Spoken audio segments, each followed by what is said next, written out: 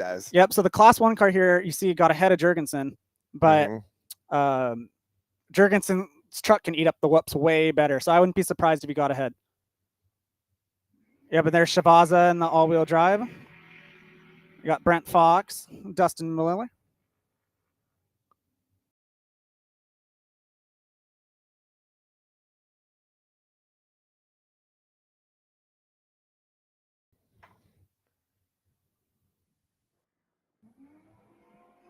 Nate Martino and RJ Stidham.